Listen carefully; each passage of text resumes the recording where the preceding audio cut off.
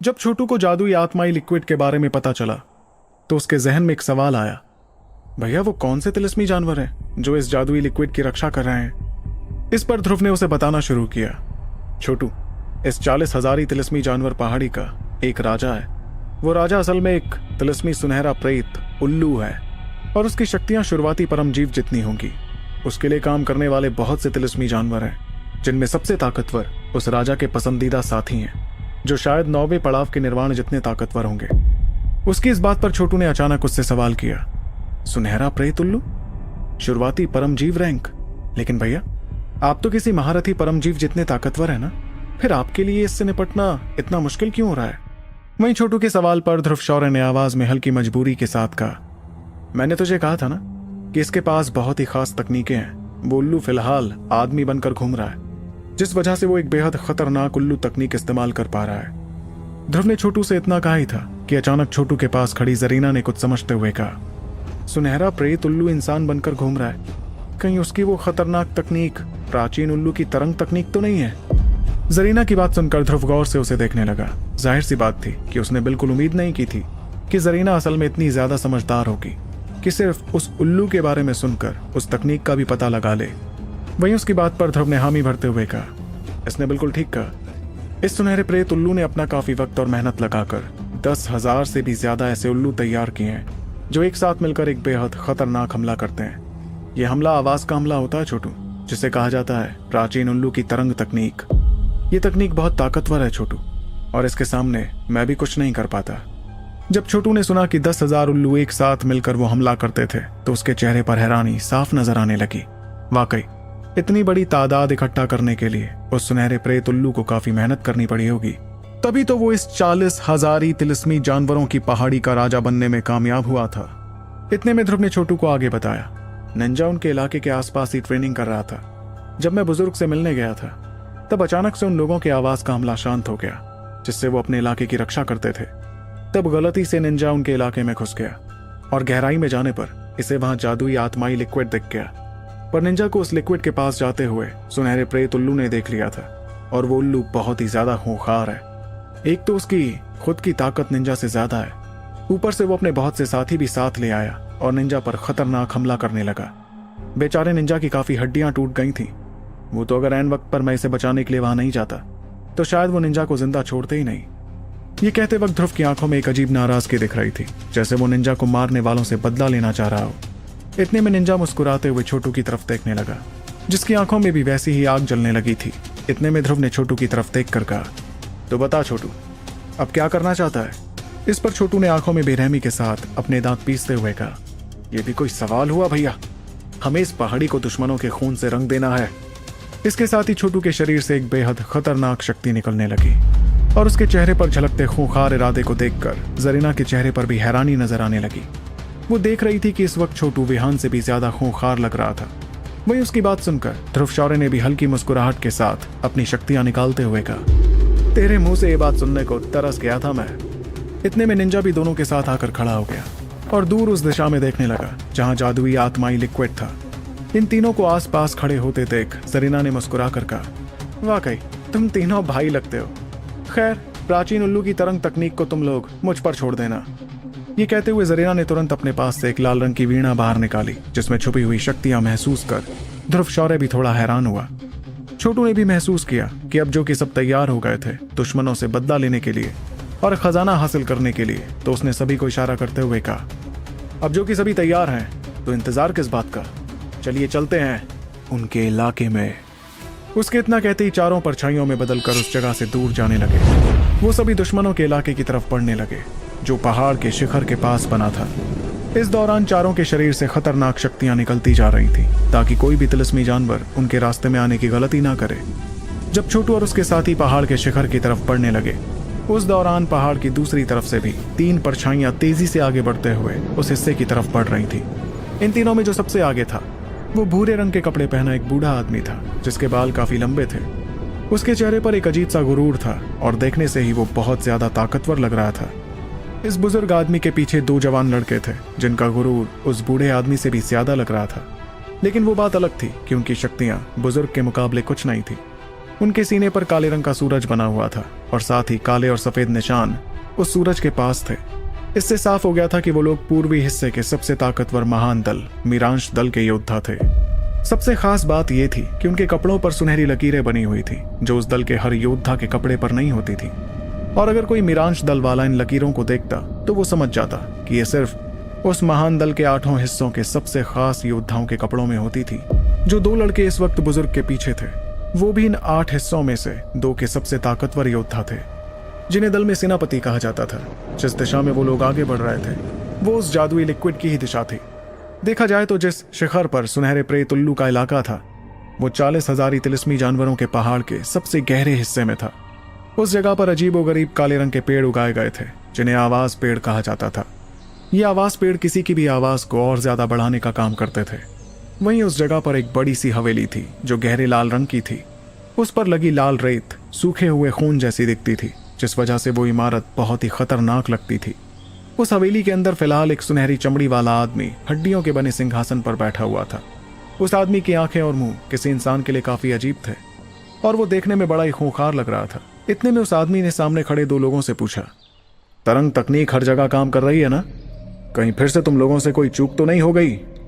इस पर उसके सामने खड़े दोनों में से एक आदमी ने हंसते हुए कहा, जनाब आप बिल्कुल फिक्र मत कीजिए, हमने उल्लुओं को भेज दिया है और वो फिलहाल उस तकनीक को इस्तेमाल कर रहे हैं। इतना ही नहीं, अगर इस बार कहीं पर भी वो तकनीक किसी घुसपैठिए की वजह से नाकाम होती है तो हमें इस बात का तुरंत पता चल जाएगा और हम वहां जाकर घुसपैठिए को खत्म कर देंगे। वैसे जनाब, क्या सच में वो जवान लड़का इतना ज्यादा खतरनाक है? हम लोगों को उससे बचने के लिए इस तकनीक को इस्तेमाल करने वाले और ज्यादा उल्लू बुलाने पड़े हैं। ऐसा तो हमने इससे पहले कभी नहीं किया था। यह सुनकर उस अधेड़ उम्र के आदमी ने जवाब दिया, वो लड़का भले ही देखने में जवान लगता है लेकिन वो है बहुत ज्यादा ताकतवर। जब मैंने उसके शरीर की शक्तियों को महसूस किया था तब मुझे समझ में आया कि वो महारथी परमजीव रैंक पर है। अगर वाकई हम लोगों के पास प्राचीन उल्लू की तरंग तकनीक नहीं होती तो शायद मैं भी उस लड़के का कुछ नहीं बिगाड़ पाता। इतने में सामने खड़े दूसरे आदमी ने चेहरे पर बेरहमी के साथ कहा, अगर मुझे पहले पता होता तो मैं उस बड़े से लड़के को उस दिन ही अपाहिज बना देता, तब तो हमें ऐसी मुश्किलों का सामना करना ही नहीं पड़ता। जनाब, हम लोग तब से अब तक छुप कर बैठे हैं जो मुझसे बिल्कुल भी देखा नहीं जा रहा है। क्या हमें आगे भी इसी तरह इस जगह पर कैद रहना होगा उस जवान लड़के के डर से? इस पर सिंहासन पर बैठे अधेड़ उम्र के आदमी ने अजीब सी मुस्कुराहट के साथ कहा, फिक्र मत करो साथियों, मेरे और मीरांश दल के बीच पहले थोड़ी दोस्ती रही है, इसलिए मैंने उस दल तक संदेशा भिजवाकर मदद के लिए एक बुजुर्ग को बुलवा लिया है। एक बार वो यहां आ जाए तब तो वो जवान लड़का कुछ नहीं कर पाएगा। ये सुनकर दोनों आदमियों ने चैन की सांस ली और वो आगे कुछ कहने ही वाले थे कि अचानक उस हवेली के बाहर एक तेज आवाज सुनाई पड़ी। इस आवाज को सुनते ही तीनों के चेहरों का रंग बदलने लगा और सिंहासन पर बैठा आदमी तुरंत अपनी जगह से खड़ा हो गया। ऐसा करते हुए वो अगले ही पल उस हवेली से बाहर जाने लगा, जिसे देखकर बाकी दोनों भी उसके पीछे जाने लगे। बाहर आकर तीनों ने देखा कि शिखर के पास 4 लोग हवा में तैर रहे थे, जिसमें से ध्रुव शौर्य की तरफ देखकर वो अधेड़ उम्र का आदमी चिल्लाया, तुम फिर यहाँ आ गए? आखिर तुम मुझे अकेले छोड़ क्यों नहीं देते हो? उसकी गरजती हुई आवाज से उस इलाके में मौजूद उस आदमी के सभी साथी एक के बाद एक उसके पास आने लगे। कुछ ही पलों में हवेली के सामने की जगह पूरी तरह ताकतवर तिलिस्मी जानवरों से भर गई थी, जिन्हें देखते हुए हवा में तैरते छोटू ने कहा, मानना पड़ेगा इस उल्लू की फौज है तो बहुत ताकतवर। वो महसूस कर पा रहा था कि तिलिस्मी जानवरों के शरीर में बेहद खतरनाक शक्तियां थी। बल्कि जब छोटू ने दोनों तरफ उल्लू देखे तो वो समझ गया कि ये वही उल्लू की तरंग तकनीक वाले उल्लू थे। इतने में ध्रुव शौर्य ने चेहरे पर हल्की बेरहमी के साथ मुस्कुराते हुए कहा, तूने मेरे भाई को जख्मी किया और तुझे क्या लगता है कि मैं तुझे इतनी आसानी से जाने दूंगा? सुनहरे प्रेत उल्लू, अगर तुझे मुझसे बचना है तो खुद ही अपने इन दोनों चमचों को मार डाल, तब शायद मैं इस मामले के बारे में भूल सकता हूं। इस पर उस सुनहरे उल्लू के पीछे खड़े दोनों के चेहरों पर नाराजगी दिखने लगी। तभी उस सुनहरे उल्लू ने ध्रुव से कहा, क्या तुमने मुझे कोई बेवकूफ समझ कर रखा है जो मैं तुम्हारी बात मानूंगा? वहीं उसकी बात पर ध्रुव ने हंसते हुए कहा, अब इसमें समझने की क्या बात है ही तू बेवकूफ। ध्रुव की इस बात ने उस सुनहरे उल्लू को आग बबूला कर दिया, जिसके चलते उसने चिल्ला कर कहा, बहुत तेज जबान है तेरी लड़के, रुक जा। एक बार मैं अपने उल्लुओं की मदद से प्राचीन उल्लू की तरंग तकनीक यहां भी इस्तेमाल कर लूं, फिर देखता हूं कि तू कैसे इतनी बकबक करता है। याद नहीं है पिछली बार किस तरह जान बचाकर भागा था तू। इस तकनीक से वो आदमी जानता था कि उसकी मौजूदा शक्तियां ध्रुव शौर्य से कमजोर थी, इसलिए वो अकेले उसका सामना नहीं कर पाता। उसने तुरंत अपना हाथ लहराया, जिसे देखकर आसपास मौजूद सभी उल्लू उड़कर काले आवाज पेड़ों के पास चले गए। देखते ही देखते पूरा इलाका ऐसे खतरनाक उल्लुओं से भर गया, जिन्होंने एक के बाद एक तेजी से चिल्लाना शुरू कर दिया। उन उल्लुओं की वो चीखती आवाज पेड़ों की मदद से लगातार बढ़ती गई और देखते ही देखते पूरा इलाका उस अजीब सी चुभने वाली आवाज से भर गया। इन उल्लुओं के ऐसा करने पर पहाड़ के बाकी हिस्सों में भी वैसी ही अजीबोगरीब चीखें गूंजने लगी, जिन्हें सुनकर ही किसी का सिर चकराने लगता। इस दौरान छोटू और उसके साथियों ने महसूस किया कि वो आवाज किस तरह उनके शरीर में बहती शक्तियों की रफ्तार धीमी कर रही थी और बेहद ताकतवर थी। बल्कि कुछ पलों में शायद वो उनके कान तक फाड़ने में कामयाब हो जाती। अगर वो आवाज एक उल्लू निकाल रहा होता तो उससे निपटना मुश्किल नहीं होता, लेकिन यहाँ ना जाने कितने हजारों उल्लू एक साथ ये पैनी आवाज निकाल रहे थे। जब ध्रुव शौर्य ने इस आवाज को सुना तो वो हड़बड़ा कर पीछे हटने लगा। वहीं उसे इस तरह पीछे हटते देख सुनहरे उल्लू ने गुरूर भरी हंसी के साथ कहा, हमें तो लगा था कि इस बार शायद तुम कुछ तैयारी करके आए होंगे, लेकिन तुम तो यहाँ सिर्फ अपनी बेवकूफी दिखाने आए हो। जिस दौरान वो लोग हंस रहे थे, उतने में छोटू के साथियों में से एक लड़की लाल रंग की वीणा लेकर आगे आने लगी। वो लड़की सफेद रंग के कपड़े पहने हुए थी और उसकी चमकती आंखें देखकर वहां मौजूद लोग दंग रह गए। जाहिर सी बात थी कि वो सभी वहशी खूंखार दरिंदे थे, जिन्होंने जैसे ही इतनी खूबसूरत लड़की को वहां देखा तो सभी की लार टपकने लगी। इतना ही नहीं, बल्कि जरीना को लेकर वहां के दरिंदे बहुत सी अश्लील बातें भी करने लगे। ये बातें सुनकर छोटू के चेहरे की नाराजगी लगातार बढ़ती गई और वो एक एक करके देखने लगा कि किस किस ने वो बातें कही थी।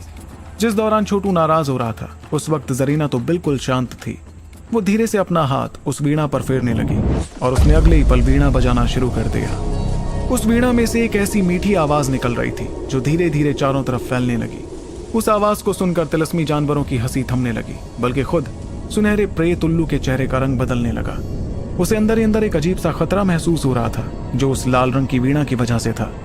देखते ही देखते वीणा से निकलता सुरीला संगीत चारों ओर फैल गया, जिससे उल्लुओं की चुभने वाली आवाज धीमी होने लगी। ये देखकर सुनहरे प्रेत उल्लू ने चिल्लाते हुए कहा, ये तो एक अनंत खजाना है।